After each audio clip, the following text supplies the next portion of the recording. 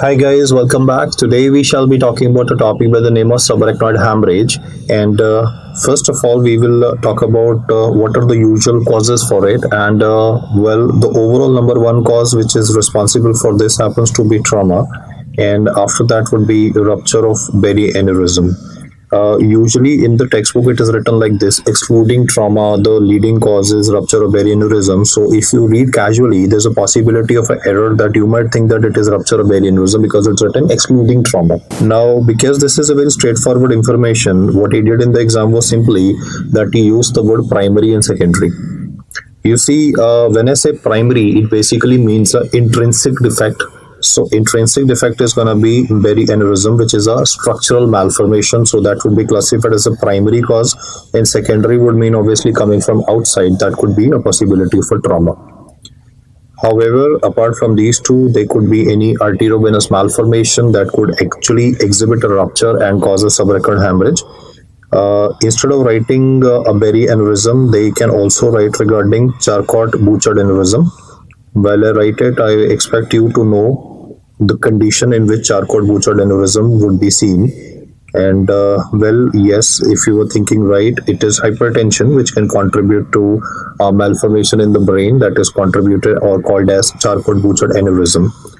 Then the fourth cause why you could be having subarachnoid hemorrhage is an extension of an intracerebral hemorrhage.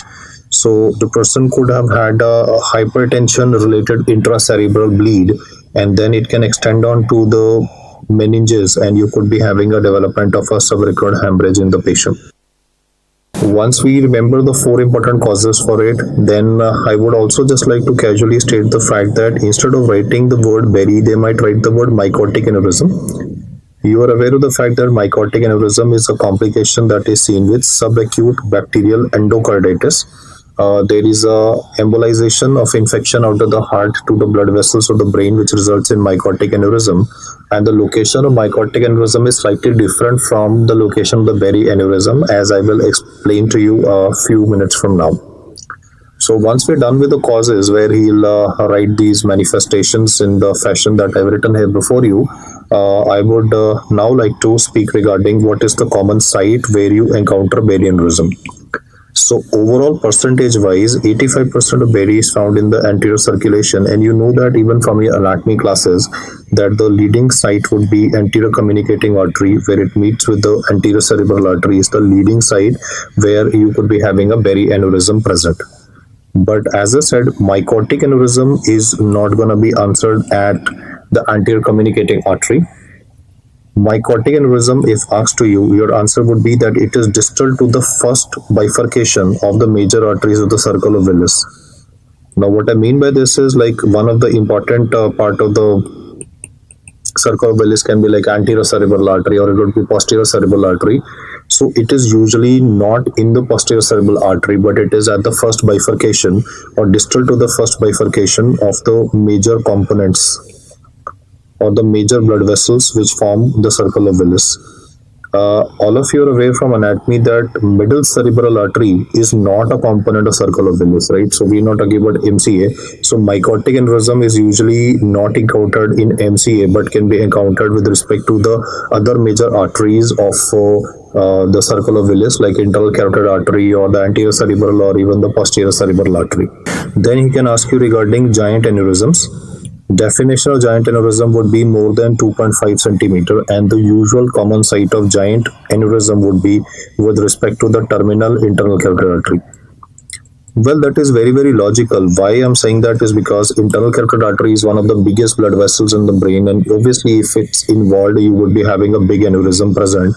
So terminal internal carotid artery, middle cerebral artery, and the top of the basilar artery are the three sides where you would be having is a presentation of a giant aneurysm in the brain, and that can definitely rupture anytime. So we are not going to only use the word berry aneurysm. Sometimes MCs can use the word saccular aneurysm as well. So first of all, I've spoken about the causes. After causes, I've then spoken about the site where the berry aneurysm can be present, and then they can ask you regarding the incidence of rupture. Now, obviously, berry aneurysm is a structural malformation, so it can rupture anytime, and we really can't predict when will it rupture. It could be today, this very hour. It could be maybe the next hour. It could be after 1 day, 1 month. Nobody can predict that. But the incidence of rupture obviously increases with the size and with the location. So if he says berry aneurysm size more than 7 mm, the size, the incidence tends to increase. And location wise, we have seen the fact that the berries which are found at the top of the basilar artery, this is the site which I'm marking here, the berry which is more than 7 mm in size and is at the top of the basilar artery has the highest chances of rupture. So this data definitely has to be remembered, not only from the perspective of the fact that the basilar artery is involved, but this would also contribute to development of severe brainstem ischemia, and that is why the mortality rate with subarachnoid hemorrhage can go up to the tune of something about 45%, which is exceptionally high considering that in myocardial infarction with respect to swine flu, we are getting mortalities in the range of under 5% under controlled circumstances. But here you can see that because everything is beyond our control, the brainstem ischemia, so the mortality rate is definitely higher. Now, if let us assume this is a berry, the berry would obviously rupture at the dome. So that's the site where the tear would occur, and even micro leaks are present in this condition. The micro leaks could be present even before it actually bursts. So what we have is called as a sentinel headache. Sentinel headache would mean that he had a very severe excruciating headache, which was for maybe duration of few seconds to maybe a minute, and then the headache simply went away. But then after few days of this sentinel headache, the actual berry dehisces or it bursts, and that is when you have blood leaking into the meninges and you get a classical thunderclap headache and you get a classical worst headache of my life. Now in pathology in your exam, they have asked which is the layer of the blood vessel which is defective in this condition. So your primary answer would be given as internal elastic lamina. You can see I've shown the body, the dome and the neck of the berry. Where the arrow is inferiorly, that is the neck of the berry. So that is where I'm saying that inside in the blood vessel, we have various layers like tunica, intima, media, adventitia. Between them are internal and external elastic lamina. So the defect lies in the internal elastic lamina per se. This is the one which is disappearing at the base of the neck. Then there is a thinning of the media, and as the media thins, there is a replacement of the connective tissue, or rather there is a connective tissue deposition with respect to where the smooth muscle is present, because normally there is smooth muscle in tunica media. So it is connective tissue deposition, and connective tissue would be structurally weaker as compared to the normal orientation of the concentric bundles of smooth muscles present. So connective tissue replaces the smooth muscle primarily. So there is an inherent weakness in the wall of the vessel, and this is the recipe for disaster because it can rupture at any point of time. So the agenda to be remembered is that it is not only the size and the location, but you also need to know which layer of the blood vessel which is involved. Now, once we are clear about this baseline data, we will look at what actually clinically happens in the patient. So I'll move my slide and next explain to you regarding the clinical manifestations that can be encountered in patients of berry aneurysm. The first and the foremost thing that could be written in the MCQ and a patient might say would be worst headache of my life. Now, if this phrase is written, then things will become relatively easier for you because he's given you a diagnosis right away. So most of the time, after writing this phrase, he will not ask you the diagnosis, but he might talk about the workup and the management of the patient. In some MCQs, especially American books, you will read this word thunderclap headache. That's a very peculiar term, I would say, and very rarely would you find Indian patients using the word thunderclap headache per se. Now, what do you mean by thunderclap headache is that once the headache will start, it achieves a peak intensity as early as by 1 minute, and it usually lasts up to 5 minutes. So thunderclap headache, as the name suggests, is a short duration headache. It would last up to maybe few minutes. I'm just saying usually the medical literature says lasts up to 5 minutes. That's not a hard and a fast rule. It can last longer in a sense that then it might be a dull headache. The severity which was associated initially might gradually taper off, but the surprising thing is the peak intensity is obtained within 1 minute. Now, if you ever had headache in your life, maybe you skipped your breakfast or maybe you were too stressed out, the headache tends to gradually peak and then you start feeling very terrible and then you have lack of concentration. Here, it's like everything is very sudden. Like patient was watching television, the question get bigger by describing a young female like working on a laptop or watching television, you watching election coverage, something, and then suddenly there's this excruciating headache developing in a patient. This would be associated with the development of features of raised ICT. So it's the sudden onset raised ICT that explains the fact that why the headache is so bad. And in fact, there have been instances when patients have become stuporous. There have been instances when patients have become comatose for days altogether and then have unfortunately died. I mean, I gave you incidence of 45% for the possibility of death in these conditions, which is exceptionally high considering that we doctors call ourselves so tech savvy, and then we are having a mortality range to that higher level. So obviously the standard features of vomiting would be present in the patient. This would be associated with development of patient having features of raised ICT, which would result in development of forceful vomiting in a patient. And in some cases, the headache can be so severe that patient might lose consciousness. There might be LOC or a loss of consciousness, or patient might become stuporous. So these are all related to development of increase in the intracranial pressure of the patient. Do remember the fact that because the blood will irritate the meninges, like that in meningitis there would be a development of pus irritating the meninges causing a nuchal rigidity. In this question also there would be a nuchal rigidity or a neck stiffness which is described.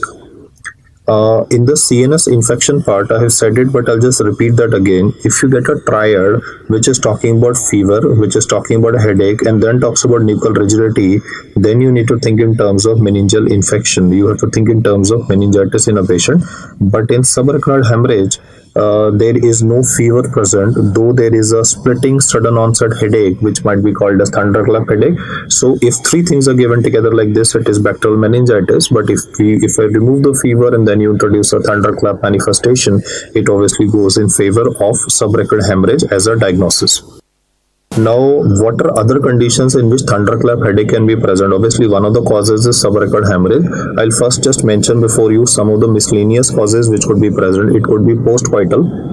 It could be exertional headache, like somebody did bench press or somebody is doing very heavy dumbbells. So after an extremely strenuous workout, there could be a splitting headache that could be occurring in a patient. That exceptionally severe headache that occurs could be described as a thunderclap headache.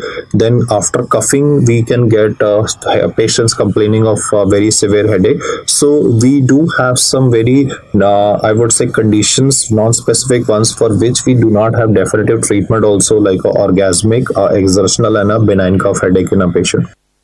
But over and above this, the ones that you definitely need to remember are conditions of intracerebral hemorrhage. So even stroke can contribute to thunderclap headache in a patient. So don't be under impression that it is only subarachnoid hemorrhage. It could be intracerebral hemorrhage. Migraine is something which is always a diagnosis of exclusion when all other things have been ruled out. So if imaging is fine, I could think in terms of migraine also contributing to subarachnoid hemorrhage, which is very well given there. But prior to that, I will think about another dangerous condition, hypophyseal apoplexy. What do you mean by apoplexy is bleeding in the pituitary. So I want you to remember bleeding in the meninges, bleeding in the pituitary, brain hemorrhage, bleeding three areas. I repeat again, subarachnoid, brain hemorrhage, and pituitary apoplexy must be ruled out before you think in terms of other less common causes, including migraine, which could be contributing to development of a thunderclap headache in a patient. Other causes could be like dissection of the cerebral vessels, sphenoid sinus sinusitis, or it could be written as cortical sinus thrombosis, and then reversible vasospasm of the brain, which is I would say a condition which is harmless or benign, so I would not worry about them. But the ones that I have tick marked here before you, including the development of cortical sinus or cavernous sinus thrombosis, we definitely have to think in terms of a possibility of a thunderclap headache. So these are causes of thunderclap headache that could be occurring in a patient. Moving ahead, when berry aneurysm will rupture, or for that matter of fact, any saccular aneurysm will rupture in the brain, the clinical manifestations will also depend upon which area the rupture has occurred. Like they have shown or documented in clinically practice that if the berry at the most common site that I was talking about, that is anterior communicating artery site, will rupture, then you could be having features related to speech deficits. Why? Because this blood vessel is going to be related to the frontal lobe, and frontal lobe damage, blood supply damage, can cause abulia. Meaning of the word abulia is lack of desire to speak. Or there could be aphasia, which could be Broca's aphasia, because the Broca's area is located in the inferior frontal lobe, that is where the anterior communicating artery is traversing. And yeah, the blood supply to the corticospinal pathway can be hampered, so there could even be hemiparesis developing in a patient. So focal neurological deficits can also be written in the multiple choice question of patients of subarachnoid hemorrhage.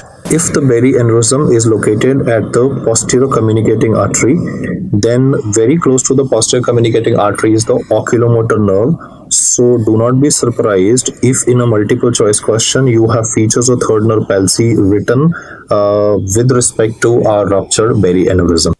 In fact, this is itself a question, so I'll just mention it here. The question has been, what is the commonest cranial nerve involved in a case of unruptured berry? The answer is oculomotor nerve. It is the most common nerve which is involved with respect to an unruptured berry. Then they've asked, what is the commonest cranial nerve that is involved in case of a ruptured berry aneurysm?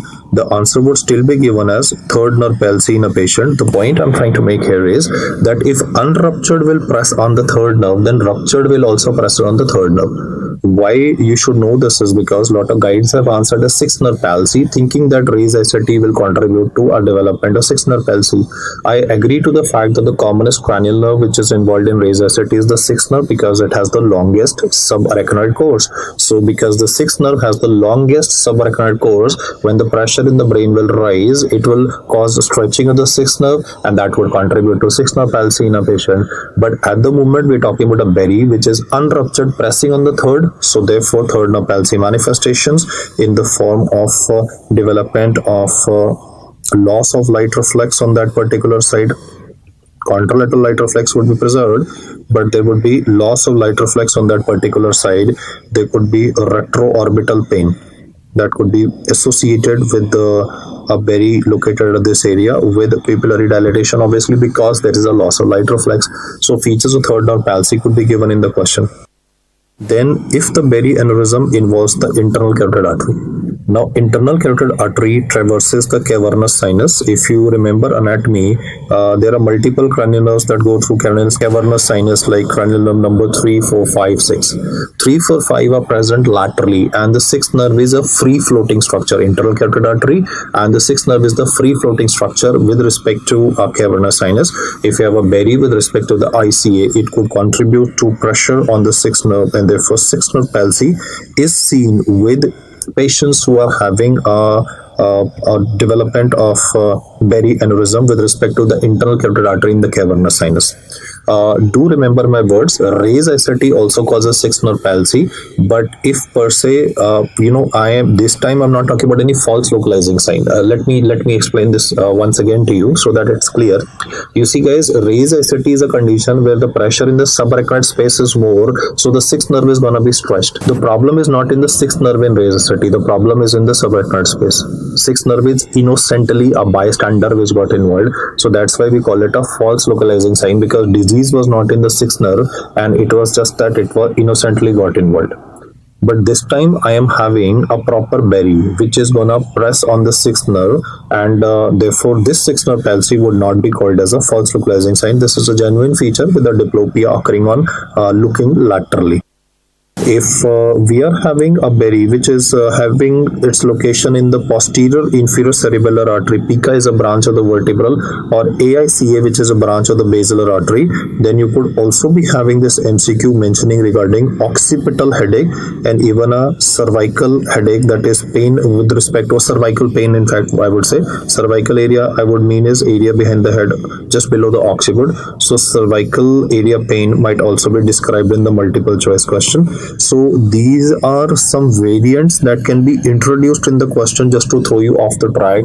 The bottom line is focal neurological deficits can be given in a question of a berry aneurysm, and then last but not the least, they can also be a definitive risk of seizures. Well, why seizures would occur in this condition? I would like to mention the fact that this medical condition is associated with release of BNP, B-type natriuretic peptide, and that B-type natriuretic peptide can contribute to development of natriuresis and loss of sodium from the body. Because of the loss of sodium from the body, the patient could be having a dangerous hyponatremia. You're all aware normal sodium is 135 to 145 milliequivalents. If sodium goes less than 125 milliequivalents, then it can contribute to development of a dyselectrolytemia and a seizures in a patient. So do not be surprised if you find the word seizures written in patients of subarachnoid hemorrhage. Let me make it clear. You see, in subarachnoid hemorrhage, we are not having any irritation of the brain parenchyma with the blood. It is rather electrolyte imbalance which could be contributing to it, and lots of time the posturing that could be occurring in the patient might be also misdiagnosed as a patient having a convulsion by the relative. So posturing definitely indicates again a brain herniation, indicates a rhizocity which is occurring in this patient. And to top it all, there is a possibility that the relative might tell you, or if this person will recover later, then the same person would tell you that few days earlier I was watching television and suddenly had this excruciating headache. I just felt as if my head will explode. So sentinel headache history may or may not be elicited, but this would have occurred before the actual episode where the berry simply popped off and you had was a deterioration of this particular patient. Now let us see what will we do for management of deterioration of this patient. How would we stage the patient and what is the workup that is required for identification of this condition, which is usually asked pretty frequently in multiple choice questions, and that is why we're starting it today. So let us now look at the workup that we are gonna do in patients who are having subarachnoid hemorrhage.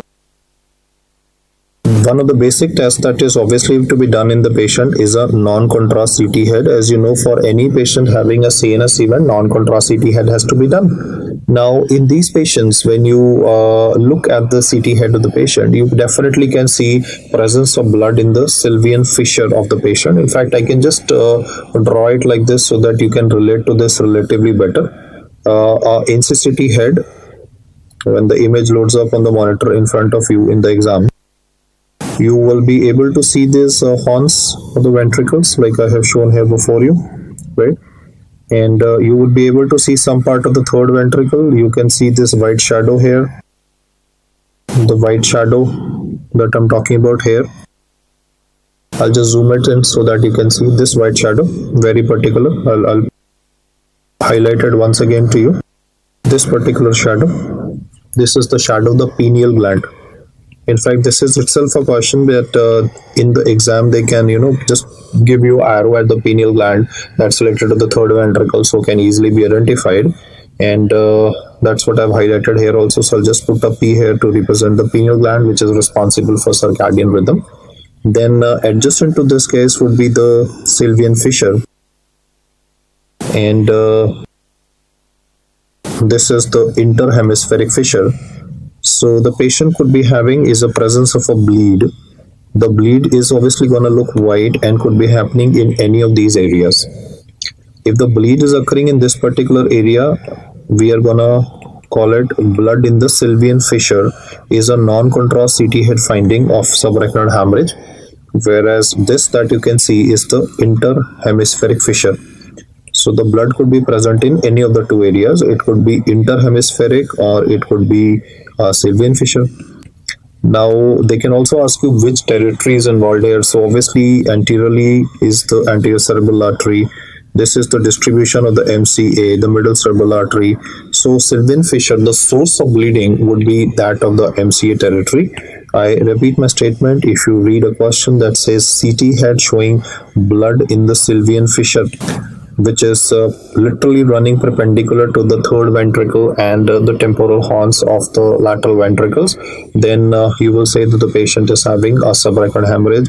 Let's look at the second image also. You can very well see this blood filling up the sylvian fissure in the patient, and in fact some blood can also be noticed in the temporal horns of the ventricle. So this particular patient is having a left-sided subarachnoid hemorrhage, and there's a spillover into the ventricles, that is IVH, that is a intraventricular hemorrhage also occurring in the patient. So workup of the patient shows blood in the sylvian fissure is what I've highlighted here. Most of the time the diagnosis can be made very easily based on this, but in some MCQs, just to trouble you, they can mention regarding lumbar puncture findings of this condition. The lumbar puncture finding of this patient will be that of a bloody CSF. Now, bloody CSF can be traumatic lumbar puncture also. It could be traumatic lumbar puncture. It could be viral encephalitis. Remember, herpes simplex encephalitis can also have a presence of a bloody CSF. Then any coagulopathy, and yes, subarachnoid hemorrhage would be having this presentation. Once the RBCs will get lysed, inside the CSF, then they'll obviously produce bilirubin, which is yellow in appearance, and this bilirubin will give a yellowish tinge to the CSF, as you can see on the image on the left hand side. So the appearance of the CSF would be called as xanthochromic CSF. The xanthochromic CSF appearance starts as early as about 6 to 12 hours after the bleed, but the peak of the xanthochromia is obtained only by 2 days. So I'll put it like this: in patients of subarachnoid hemorrhage, if you do lumbar puncture after 48 hours, then you are liable to get a clear-cut xanthochromic CSF, which is appreciable. I mean, much more easier as compared to in the earlier part. And the earlier part will obviously be having a presence of a slightly blood-tinged CSF present, which you can differentiate from a traumatic lumbar puncture by a 3-tube test. Once we've done that, we obviously do a CT angiography in the patient. This is to identify any other aneurysm which could be present in this patient and definitely can rupture at any point of time. So either a CT angiography or a 4-vessel conventional angiography would be done. That is, we would like to scan the major vessels supplying the brain of the patient, including the MCA. So 4-vessel conventional X-ray angiography would be done in the patient to identify any other aneurysm that can rupture at any point of time. Then another very surprising thing which I want you to remember from MCQ perspective for this particular condition is that we need to do ECG for these patients. Now, why we need to do ECG for these patients is because patients of subarachnoid hemorrhage have a catecholamine excess, because it's a horribly painful condition. So the excess of the catecholamines in the circulation can contribute to myocardial ischemia. So do not be surprised if they give you a ECG in a multiple choice question of subarachnoid hemorrhage, where you might notice that the patient is having presence of ST depression and a T-wave inversion. In fact, even peaked T waves, though normally we study peak T waves in hyperkalemia, have been documented in these patients. So I'll just mention it, though it's a relatively less common finding. Peaked T waves may also be seen, but rather more commonly seen is ST depression with a T wave inversion. Then there will also be a QT change. QT prolongation. In fact, this is asked in the exam as ECG findings of stroke. You know, it will look very surprising when I say that ECG findings of stroke are, then these are the ones which I'm mentioning here before you, because in CNS events, especially related to an extremely painful event like subarachnoid hemorrhage, the massive catecholamine surge can contribute to development of these findings which are found in the ECG of the patient. So don't be surprised if I read this statement or mention this statement. ECG findings of stroke are, then QT prolongation is one of them. QT prolongation has been discussed earlier with respect to patients having hypocalcemia and hypomagnesemia. Deficiency of calcium, deficiency of magnesium causes a QT prolongation in a patient. ST depression has multiple causes, and one of them is today's stroke, so I want you to remember. And I would also like to do electrolytes in these patients, especially sodium. I have explained to you the fact that subarachnoid hemorrhage is characterized by excess release of BNP, B-type natriuretic peptide. This is going to cause salt and water loss from the body. And especially when salt is lost from the body, there could be a dangerous hyponatremia occurring in the patient, which could contribute to even development of seizures in the patient. So electrolyte imbalances may be noticed in these patients. Echocardiography may or may not be done because it will show presence of regional wall abnormalities. You will in fact do it if there's a concomitant cardiac compromise occurring in the patient. So regional wall abnormalities can be noticed. And in fact, I would say that a lot of these patients might be having a LVH because they might be already hypertensive. And hypertension also predisposes to development of CNS bleed. And if it is a concomitant risk factor, though, complication rate will even increase in the patient. So these are the investigations to be done. Let's have a look at them again. We'll do a quick CT. We'll do a lumbar puncture if required, obviously after taking adequate precautions of controlling the raised SAT in the patient. CT angio to identify any unruptured berry. Then we will do a ECG to pick up the myocardial ischemia component of the disease. Electrolyte imbalance can occur because of release of BNP.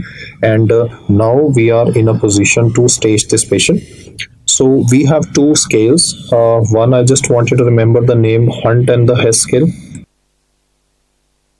So this is the older one, and the newer one that is mentioned is WFNS. So I'll just mention the full form, that is World Federation of Neurological Society. It's a long terminology, so I'll just use a shortcut. World Federation of Neurosurgical SXC Surgical Society. Grading for severity of subarachnoid headache is the two scales which are basically used.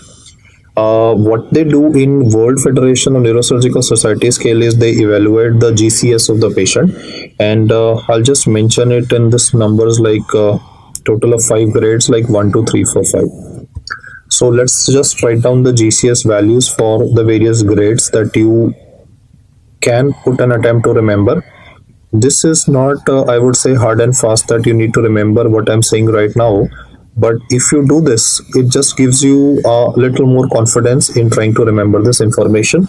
So just do this activity, write 15, then 13 to 14 2 times, 7 to 12, and 3 to 6. You all know coma is defined as GCS less than 8. Now, when it comes to GCS of 15, and patient is also not having any motor deficit, that is definitely grade 1. So that would be, I would say, the person with the best prognosis. On the other hand, if I say that the patient is having a GCS of 13 to 14 with no motor deficit, then he's a little, a deteriorated patient. So I am just concerned about him because he can deteriorate even further. And why we are doing this activity is just to monitor the progression, because patients of subarachnoid hemorrhage can deteriorate later. The reason for that is that the actual bleed is very less. Actual bleed is very less, but there could be a vasospasm in the surrounding area. The vasospasm in the surrounding area can contribute to a cerebral infarction, and that can contribute to mortality in the patient. So usually the cause of death in these patients is vasospasm. So we have to monitor the deterioration of the patient. Like, he did not have any motor deficit, but GCS is going down. I am a little concerned that the patient is definitely deteriorating. The bleed is worsening in the patient, or is not responding to my medical treatment. Now, if to this I add the word presence of motor deficit, the previous patient was GCS of same 13 to 14, no motor deficit, he's just gone down in the scale, and the prognosis became a relatively little more worse. If I downgrade the GCS and included with or without motor deficit, that could be hemiparesis, that could be third nerve palsy, cranial nerve palsy, then it is grade 4.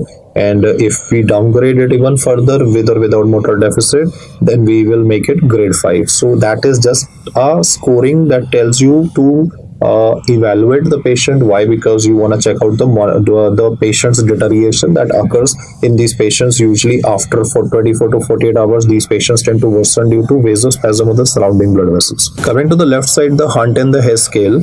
So here I will first like to rate grade 1 as a patient having a mild headache and is telling you, the doctor, this is the worst headache of my life.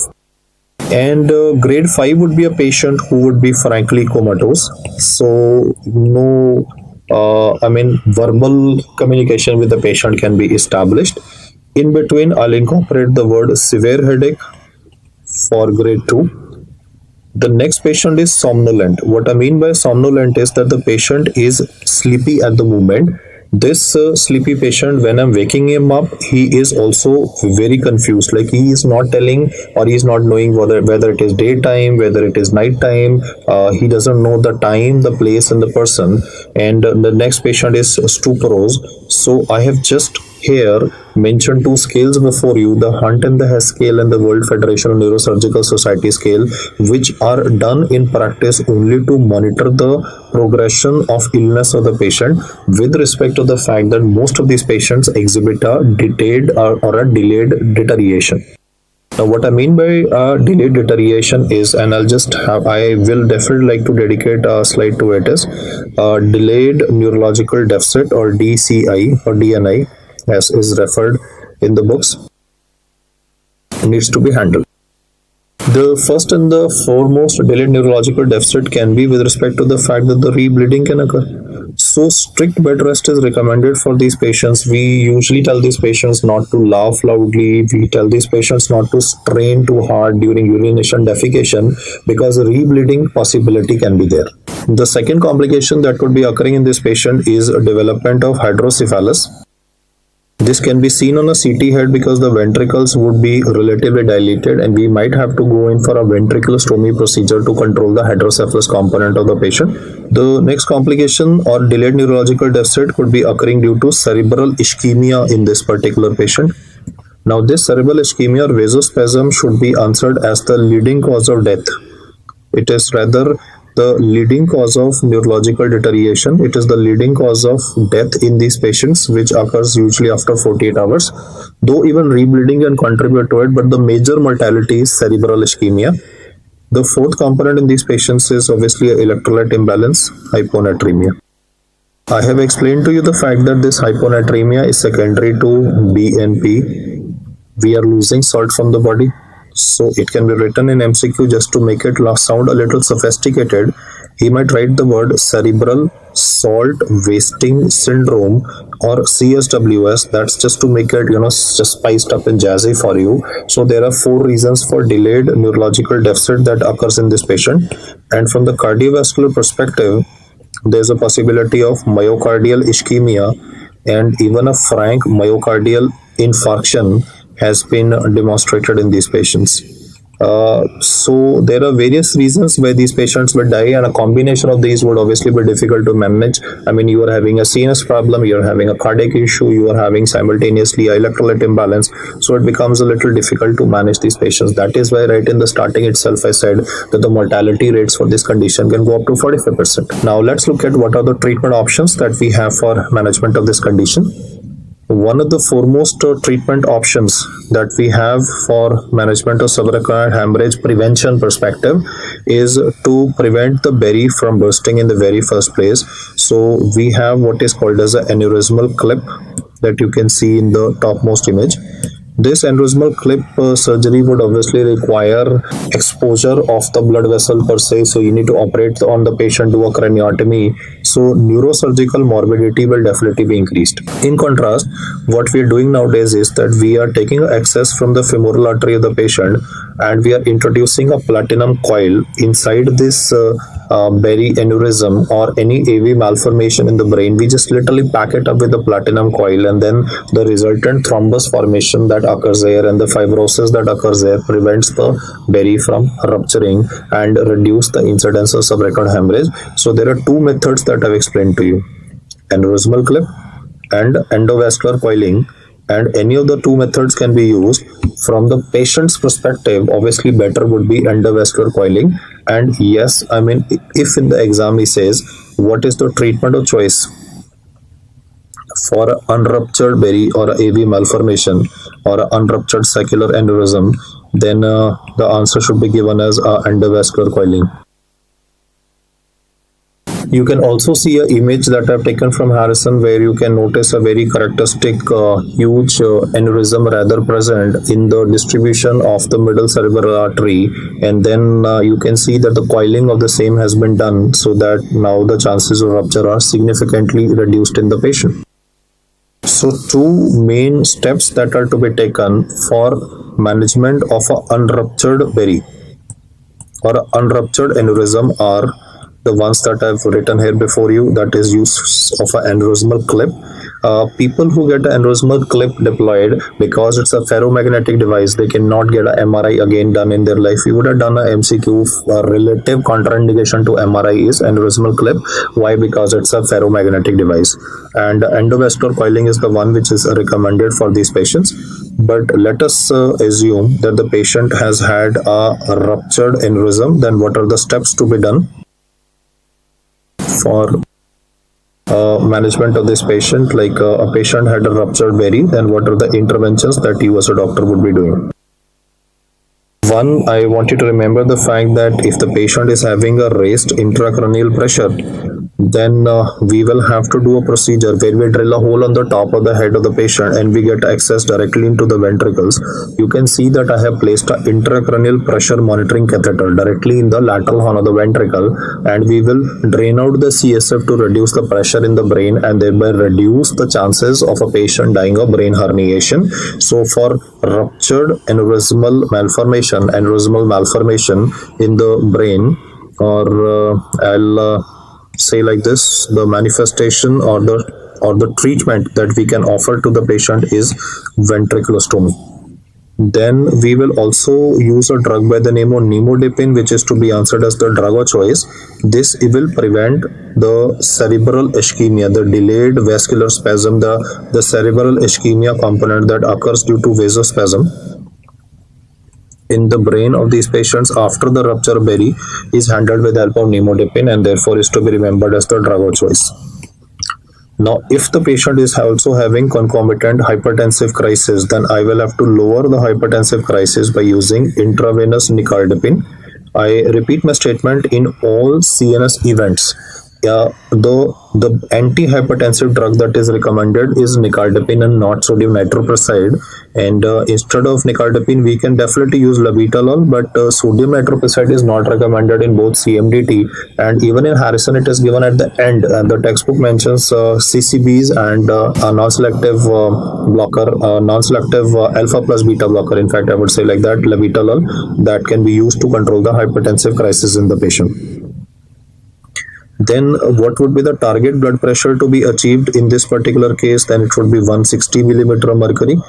Why I don't want to decrease the blood pressure to normal is from this formula by the name of cerebral perfusion pressure, which is a difference of mean arterial pressure minus intraocular pressure.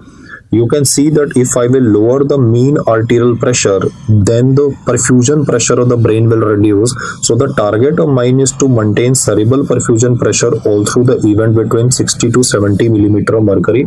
So that target can definitely be achieved by using drugs that I mentioned before you. Now, to make the question little difficult, he may not ask you what are you gonna do for prevention of vasospasm, because for prevention of vasospasm we are using nimodipine. He might say, what are you gonna do for the actual blood vessels which are in spasm? In those circumstances, we will say two things. One, we will obviously mention volume expansion, that is hypervolemia is recommended for these patients. Why? Because more fluid volume will cause dilation of the blood vessels. And second, we might have to use vasopressors like norepinephrine and phenylephrine. Now listen to my words very carefully. If the question is saying what is the drug of choice of subarachnoid hemorrhage, nimodipine, straightforward pharmacology, no issues. If he says how do you prevent the vasospasm of the brain blood vessels or the delayed neurological deterioration that occurs, nimodipine. But if he says there is an actual vasospasm right now that has occurred, because nimodipine is prophylactic, it's not going to act right now for management of the vasospasm. It is volume expansion and vasopressors which would be required for the patient. And since this is a sick patient, so we will obviously use heparin, we will use compression stockings, that is to reduce the incidence of deep vein thrombosis in the patient. Because lots of time what happens in these patients is that attendant complications like thrombus in the leg might develop, and then it might embolize to the heart. So that is double insult that will occur, and it becomes very difficult to manage these patients. So to summarize here guys, unruptured berry treatment of choice is endovascular coiling, better than aneurysmal clip. DOC, pneumodipine. For crisis, it is obviously nicardipine standard. If he says prevention of vasospasm, pneumodipine. If he says treatment of vasospasm, vasopressin, hypervolemia, two H components coming up, hypervolemia and I would say the second H I said is that I want the BP to be on the higher side. Obviously not going into crisis, but I want the BP on the higher side. Why? Because I want to maintain the cerebral perfusion pressure of the patient. Well, to just finish this topic, I had a couple of queries, so I just thought I'll just discuss with you. And this, guys, is a non-contrast CT head. You can very well see a straight line which is present here. Why I've shown this straight line is that this is definitely not the usual location of the sylvian fissure, and in fact what is shown here is what is called as a dense MCA sign or a hyperdense MCA sign. This is one of the early features that is seen in acute ischemic stroke. Please remember, in acute ischemic stroke, we will have a development of a wedge-shaped opacity. We will be having a development of a wedge hypodensity, but that obviously takes some time to appear.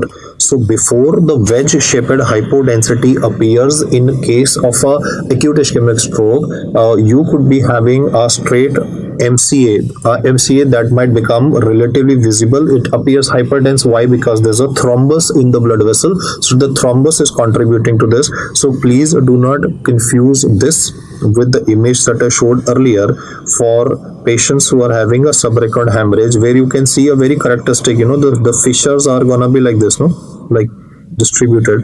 So you can see a very, I'll erase it so that you can relate to this better. In fact, I'll remove all the arrows and zoom it in one further.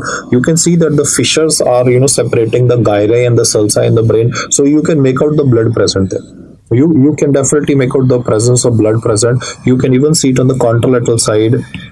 In fact, in this case, you can also see some blood present in the interhemispheric fissure in the patient. So I have shown you two CTs. Both of them are from Harrison, and they are representing subarachnoid hemorrhage. But if you look at the CT cut that I showed you right now, then this was having a location much more different, and you could see a straight line present here. That's a dense MCA sign that is not to be remembered as or not to be answered as subarachnoid hemorrhage. This is acute ischemic stroke. Second, because I was talking about sylvian fissure again and again, so there was a MCQ saying, and I'll just mention it before you because it looks a little blurred, bat wing sylvian fissure. So we just talked about blood in the sylvian fissure, and this MCQ said bat wing sylvian fissure. So bat wing sylvian fissure is seen with respect to inborn error of metabolism by the name of glutaric acidemia. So I'll just summarize the aspects here. One statement of mine was blood in the sylvian fissure or blood in the interhemispheric fissure, which is a presentation of subarachnoid hemorrhage with distributions being MCA and ACA territory respectively. But then I've also talked about bat wing sylvian fissure, that is glutaric acidemia, inborn error of metabolism. I also have taught you regarding bat wing pulmonary edema. Bat wing pulmonary edema has been discussed with respect to congestive heart failure. It can also be those seen with bronchopneumonia or viral pneumonia, but heart failure is the best way to describe bat wing pulmonary edema. Also, reverse bat wing pulmonary edema, that is seen with respect to chronic eosinophilic pneumonia. So do remember these related terminologies that I have mentioned here before you as well. And well, keep working, guys. It's not over till it is over. So it's like in a cricket match, till the last ball is bowled, it really does not matter how the result will be. Same is the situation here. I mean, we keep on learning every day. And the key take-home message is, from image-based MCQ perspective, I definitely want you to go through the snapshots once again. And I don't want you to miss a subarachnoid hemorrhage versus a dense MCA sign for acute ischemic stroke, which I think is a piece of cake and can be worked out very easily. So keep listening, guys. I wish you the very best for your preparation, and I'm very sure that you will come out with flying colors. So keep hammering. I mean, the glass ceiling will break, and you are brilliant chaps. And the motivation that you guys have self, that is beyond, I would say, comprehension for ordinary non-medical people. So keep hammering, keep studying, and I would post another lecture for you guys. Thank you so much.